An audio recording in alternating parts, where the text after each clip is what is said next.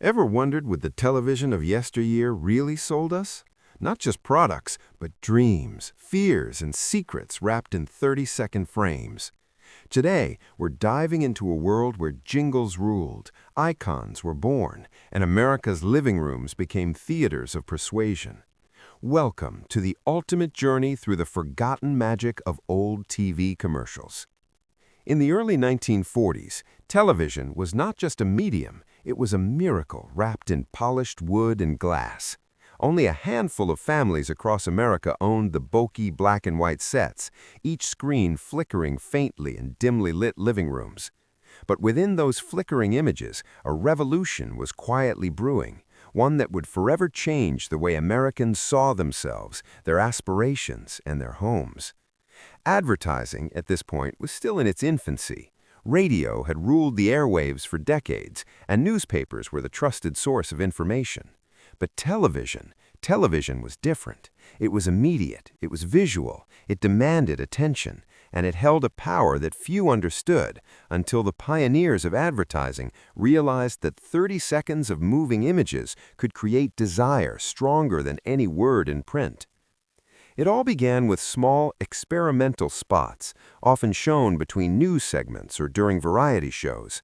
These early commercials were humble, almost primitive by today's standards.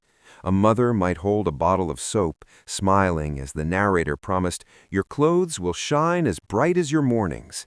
Yet even in these modest beginnings, there was a spark of ingenuity, a recognition that selling a product wasn't just about showing it, but about selling an idea, a feeling, a lifestyle. One of the most influential figures of this era was Claude Hopkins, an advertising visionary whose work had already reshaped radio and print campaigns.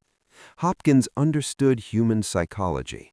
He believed that people didn't just buy products, they bought solutions to problems they felt deeply. And with television, this philosophy reached new heights. Suddenly, a commercial could show, rather than tell, a solution in action. The gleam of a freshly washed dress, the sparkle of a clean kitchen counter, the joyful laughter of a family enjoying the good life. Television advertising wasn't merely a business, it was an art form in its infancy. In New York City, agencies were experimenting with lighting, camera angles, and storytelling in ways that would later become standard. Schroff's Candies, for example, produced a short clip showing a family gathered around the table, the father handing chocolates to his children, while the narrator's soothing voice promised Schroff's, the taste that brings everyone together. It was simple, yet profoundly effective, instilling a sense of warmth, community, and trust. Meanwhile, companies like Pepsi-Cola were using television to challenge the dominance of Coca-Cola, which had ruled the soft drink market for decades. Pepsi's early commercials emphasized youth, energy, and modernity, showing young couples enjoying soda at picnics or diners. The visuals were playful, the jingles catchy, and the underlying message clear. Pepsi was the drink of the new generation, a symbol of vitality and independence. But it wasn't just the products that were revolutionary, it was the very concept of advertising itself. The golden spot, as agencies began calling it, was a 30-second window where creativity, psychology, and persuasion intersected. It was the perfect length, long enough to tell a story, short enough to maintain attention. Advertisers quickly realized that the golden spot could create not just desire, but memory. Viewers didn't just watch commercials, they remembered them. They hummed the jingles, repeated the slogans, and gradually the products became part of daily life. Consider the example of Lucky Strike cigarettes, which in 1941 ran a commercial featuring a glamorous woman in a flowing gown holding a cigarette while a smooth-voiced announcer intoned, "Reach for a Lucky instead of a sweet." The ad didn't just sell cigarettes, it sold sophistication, modernity, and an aspirational lifestyle. Women who had never smoked before might be tempted not by the taste, but by the promise of belonging to a particular social class. It was subtle, powerful, and sometimes controversial, but undeniably effective. Advertising agencies of the time were filled with ambitious young creatives who understood that television demanded more than just facts, it demanded emotion. They experimented with camera angles, live performances, and even early forms of animation. Characters like Molly the Witch for Calvert Whiskey or Bucky Beaver for Kinney Shoes became household names, early mascots who communicated personality and brand identity in ways mere words never could. It was also an era of intense competition. Brands understood that the stakes were high. The television set was no longer a passive device, it was the center of the American home. Families gathered around it, shared experiences, and slowly began to internalize the messages transmitted through it. Advertisers weren't just selling products, they were shaping culture, defining norms, and influencing behaviors that would ripple across decades. But the magic of early television advertising lay in its ability to transcend mere commerce. It became a lens through which Americans saw themselves, their families, and their aspirations. And the 30-second commercial, fleeting though it was, held more influence than many imagined. As the 1950s approached, television advertising would evolve rapidly, embracing color, animation, and increasingly sophisticated storytelling techniques. But the lessons of the 1940s remained: simplicity, emotional resonance, and the understanding that a well-crafted commercial could become part of the cultural fabric. In living rooms across the nation, the first golden spots flickered on screens, seemingly small and unassuming, yet quietly revolutionary. Families watched, laughed, and sometimes sighed, unaware that these tiny advertisements were laying the foundation for a new era, an era where marketing would shape not just consumer habits, but the very way people dreamed. The 1950s in America were a time of prosperity, optimism, and a longing for stability after the chaos of World War II. Families moved to suburban homes, cars filled the streets, and televisions became the centerpiece of the modern living room. Advertisers quickly realized that selling products wasn't enough. They had to sell a lifestyle, a vision of the American dream. Commercials of this era were carefully crafted mirrors of aspiration. A washing machine wasn't just a machine, it was a promise of leisure and efficiency, freeing mothers to spend more time with their children. A shiny new car represented success, independence, and status. Even breakfast cereal became a symbol of nurturing and care, linking health and happiness to brand loyalty. Agencies like Young and Rubicam and J.W. Thompson mastered the art of emotional appeal. Narrators spoke directly to viewers' hopes and fears, often dramatizing everyday struggles to make the product the perfect solution. Families were idealized, kitchens gleamed, and children laughed. These commercials weren't just selling items, they were selling reassurance, pride, and belonging. One iconic example was the 1953 Ford commercial, showcasing a sleek car driving along suburban streets while the narrator promised freedom, reliability, and modern living. Millions of Americans watching at home weren't just seeing a car, they were seeing a future they wanted to live. This era also birthed the concept of brand loyalty as a social identity.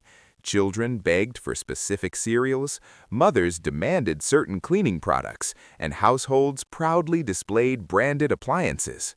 Television advertising didn't merely reflect the American dream, it shaped it, embedding consumer culture into the very idea of success, happiness, and family life. By the end of the decade, it was clear.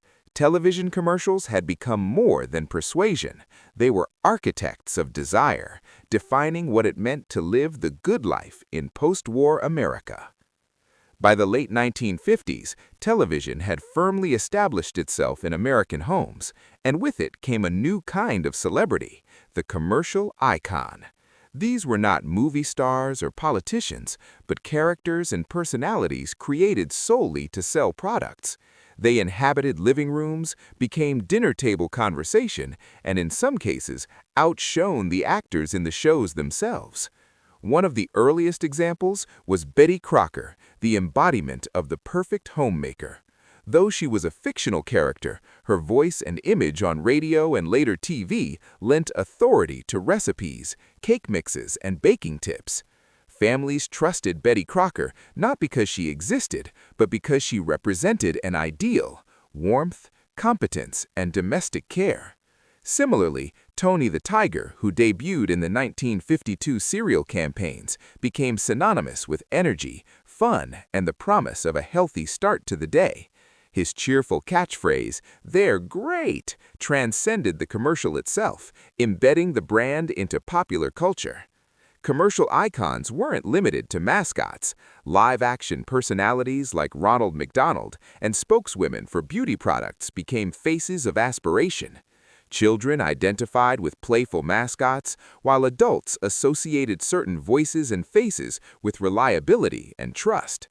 Agencies understood that viewers formed emotional bonds with these icons, making them more effective than traditional advertising techniques. Jingles, too, played a crucial role. Short, catchy songs made brands instantly recognizable. From the Oscar Mayer "I Wish I Were an Oscar Mayer Wiener" jingle to Alka-Seltzer's "Plop, Plop, Fizz, Fizz," music and repetition ensured that products lingered in memory long after the commercial ended. These were more than ads. They were cultural touchstones, connecting families across generations through sound, humor, and emotion. The influence of these icons extended beyond the living room. Schools, playgrounds, and neighborhood stores became extensions of the television experience. Children begged for Tony the Tiger cereal, mimicking the mascot's gestures. Parents sought Betty Crocker-approved recipes. Teenagers aspired to the lifestyles portrayed by polished spokespeople. The commercial characters became intermediaries between products and the audience, translating marketing into everyday life. By the early 1960s, the trend of branded icons had solidified into a staple of American television. Advertisers had learned a critical lesson. While a product could fade, the brand attached to it could endure. These icons were not just selling items, they were shaping perception, culture, and, in subtle ways, identity itself. In living rooms across the nation, families laughed, sang, and dreamed alongside characters that existed only on the screen, but whose influence was real and lasting. Television icons had transformed commercials into more than fleeting interruptions. They became companions, mentors, and friends. And as the medium evolved, the lessons of these early icons would lay the foundation for decades of brand storytelling, making the living room a stage where imagination, desire, and persuasion played out daily.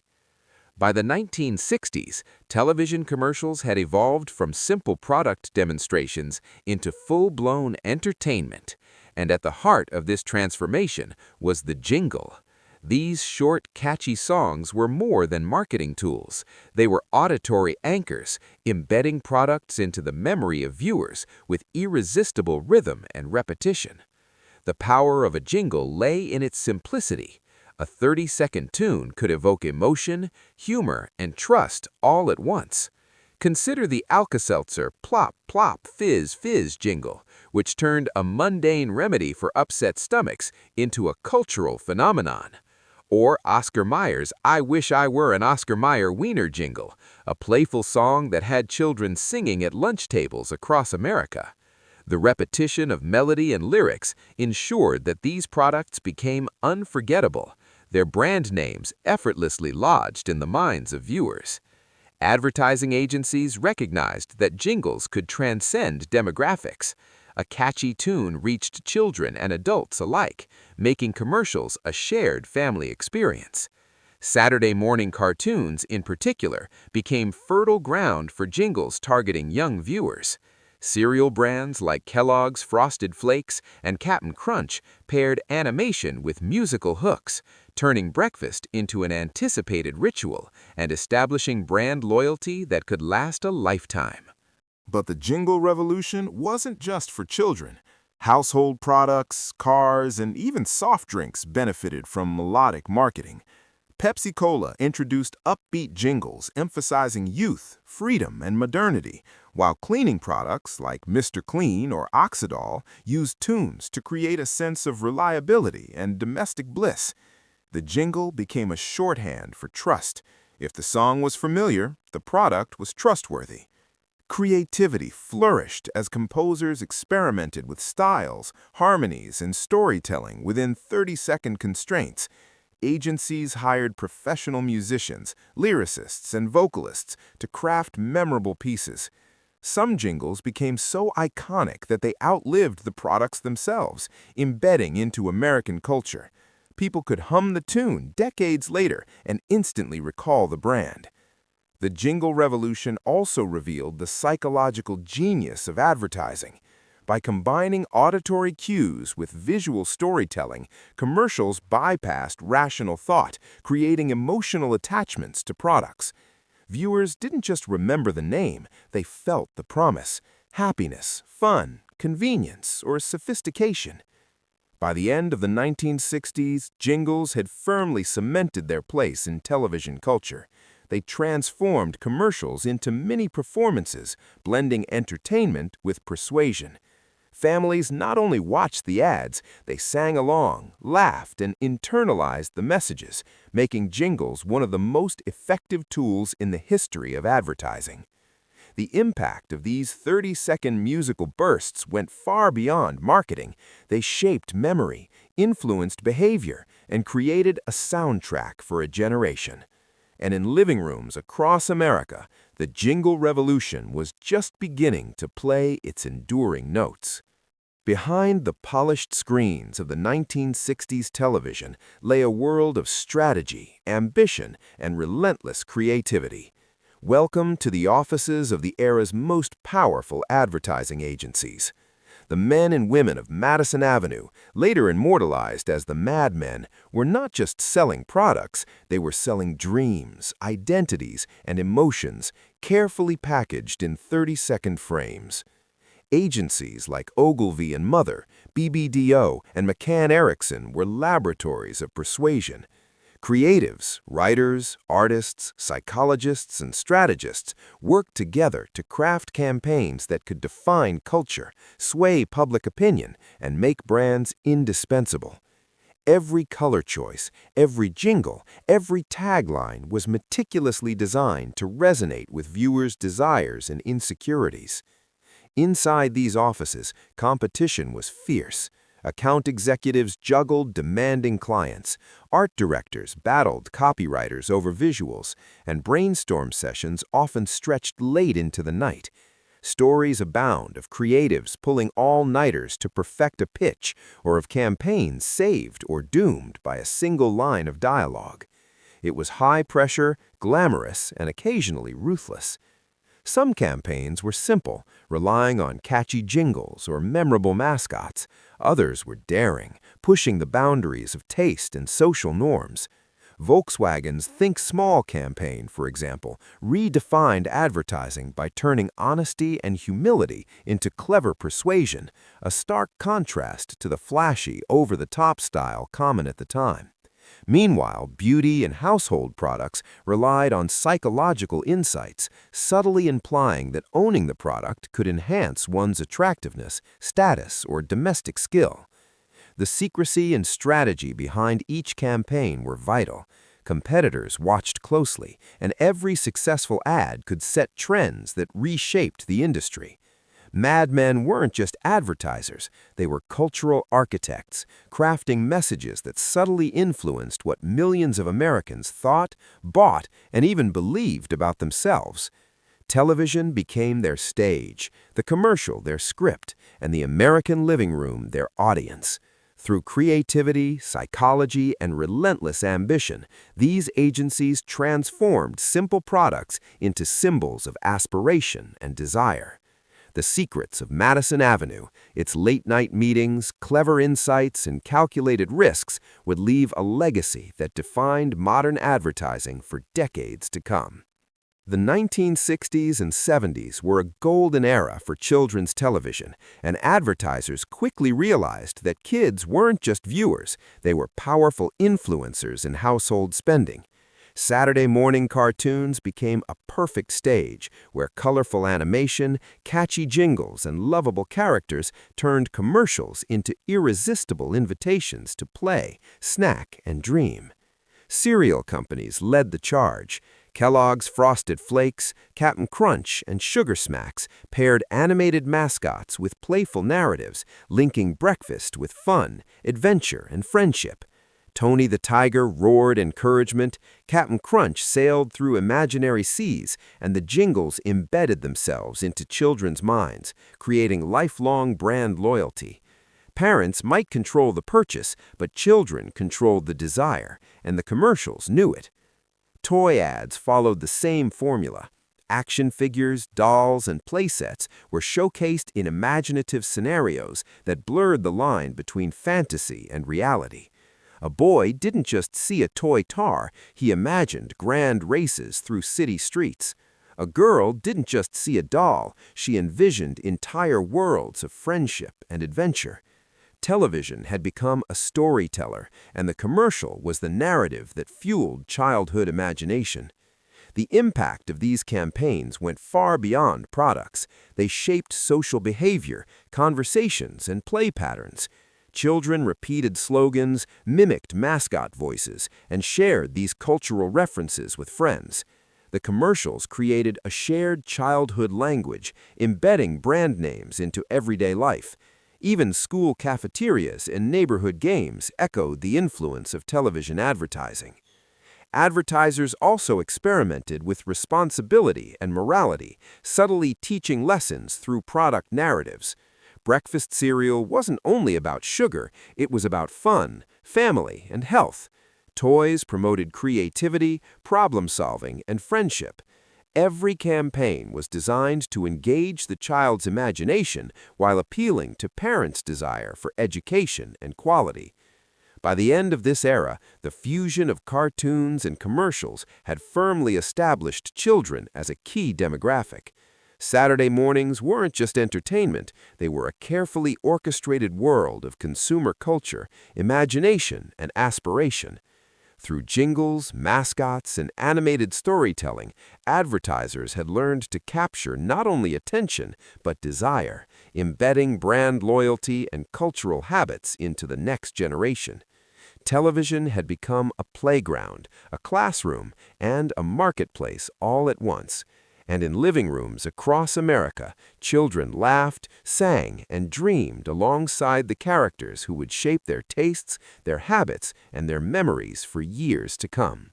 As television became the centerpiece of American homes, advertisers realized they could sell not just products, but ideals, especially in the realms of home, beauty, and lifestyle. The 1950s through the 1970s saw commercials that shaped domestic norms, reinforced gender roles, and created aspirational visions of modern living. Household products led the charge. Ads for detergents, vacuum cleaners, and kitchen appliances promised more than cleanliness. They promised freedom, efficiency, and pride. A gleaming kitchen became a symbol of a well-managed household, while mothers were portrayed as architects of domestic perfection. Mrs. Buttersworth's syrup, Windex, and Mr. Clean campaigns combined practical demonstrations with emotional storytelling, suggesting that using these products made families happier and homes more harmonious. Beauty and personal care ads were equally influential. Commercials for Max Factor, Revlon, and Clairol didn't just promote cosmetics, they sold confidence, charm, and social acceptance. Women were encouraged to pursue flawless skin, stylish hair, and an appearance that aligned with societal ideals. Voiceovers and narratives implied subtle messages. A woman's beauty could enhance her success, attract admiration, and even define her role in family and society. Cars, too, became icons of lifestyle aspiration. Chevrolet, Ford, and Cadillac commercials weren't about engines or horsepower alone. They were about identity, status, and freedom. Sleek designs, scenic drives, and upbeat jingles created a sense of possibility. Owning this car meant living the life everyone dreamed of.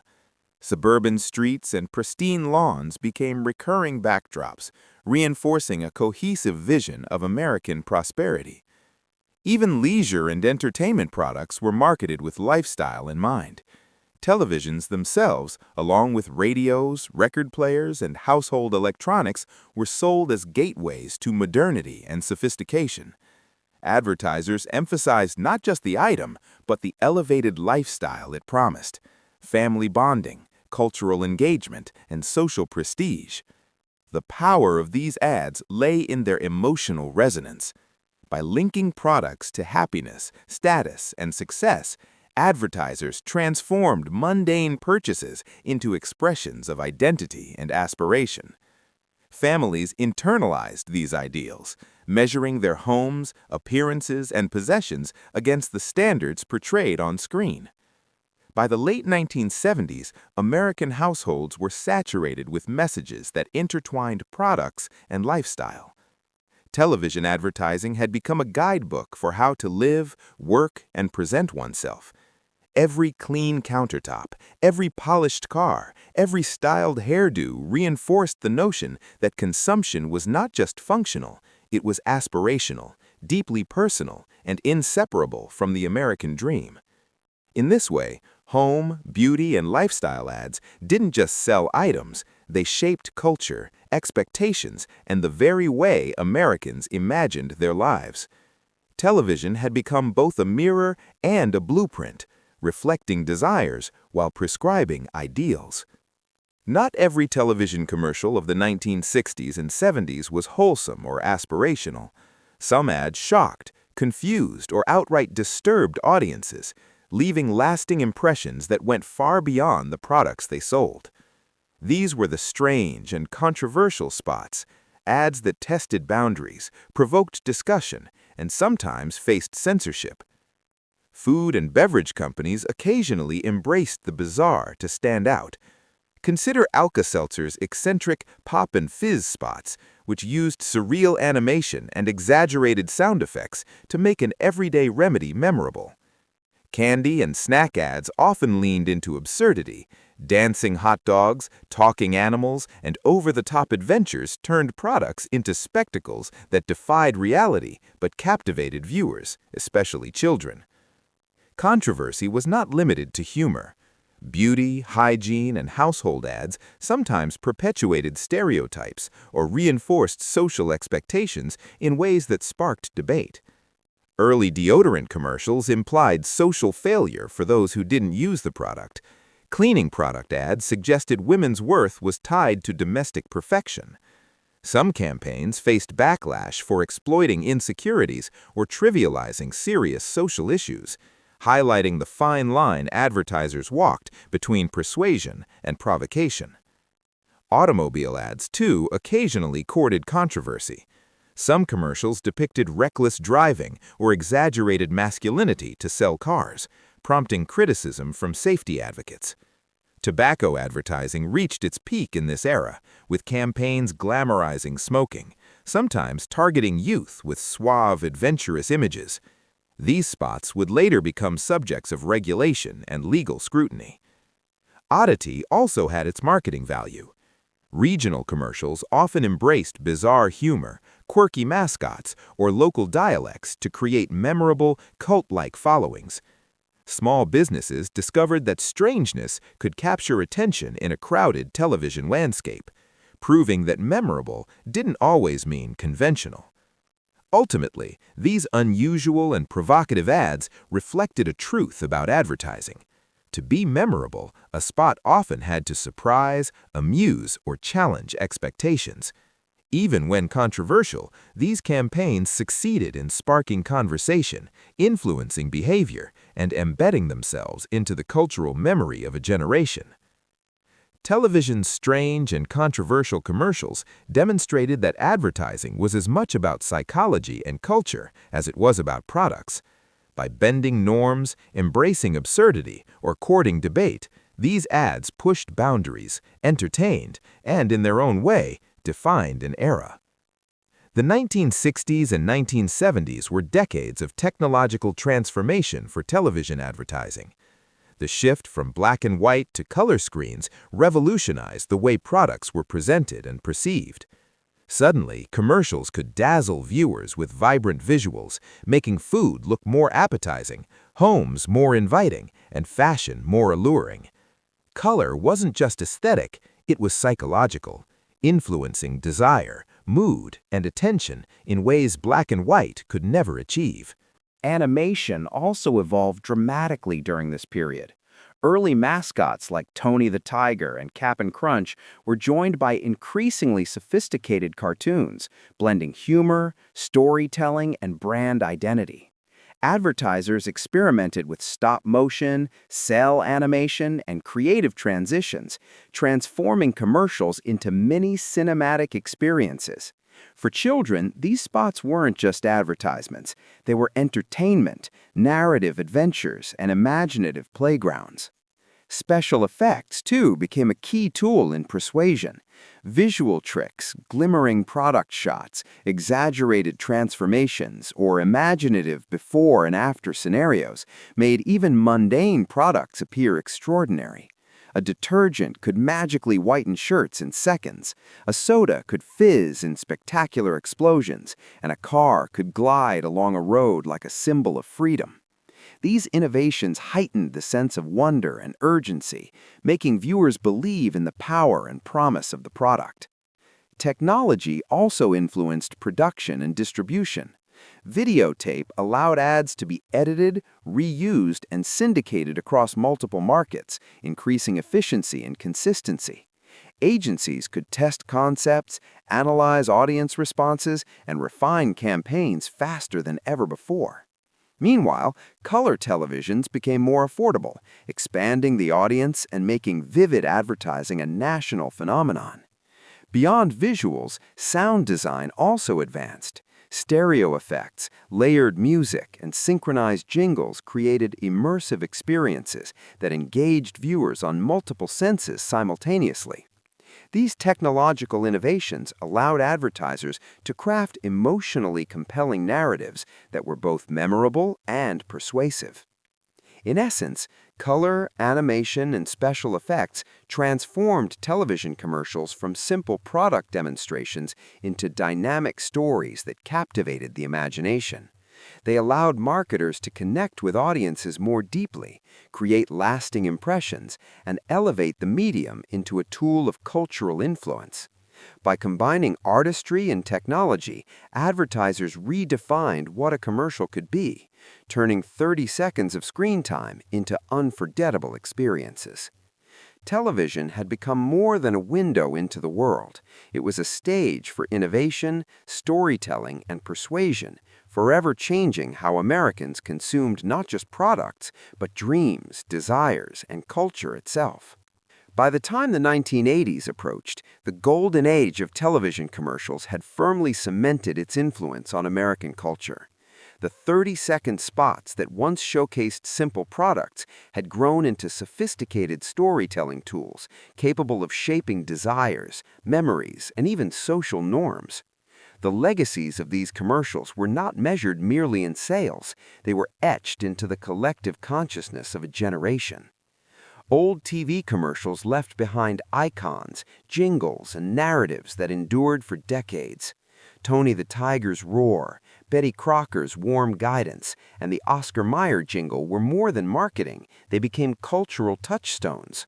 Children who grew up memorizing these songs carried them into adulthood, passing the nostalgia and brand loyalty along to the next generation.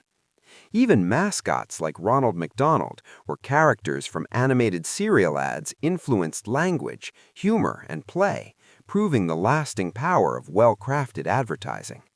Beyond nostalgia, the strategies pioneered during this era shaped modern marketing. Emotional storytelling, the integration of lifestyle into product promotion, and the use of music, color, and special effects became foundational techniques for advertisers worldwide. Agencies learned that connecting products to aspiration, identity, and memory could transcend mere functionality, creating loyalty and long-term influence. The cultural impact extended further.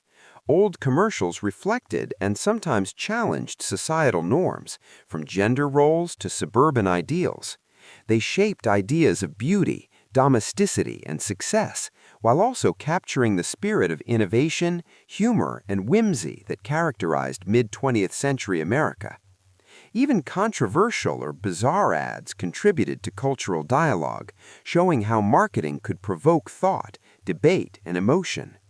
Today, the legacy of these commercials is evident not only in advertising, but in media, entertainment, and popular culture. Nostalgia-driven marketing, retro-inspired campaigns, and the continued influence of jingles and mascots all trace back to the lessons of television's early pioneers. Brands understand that a story, a character, or a melody can resonate far longer than a product alone ever could. In essence, old TV commercials didn't just sell, they persuaded, inspired, and entertained. They transformed living rooms into theaters of influence, teaching generations what to desire, how to act, and what to dream.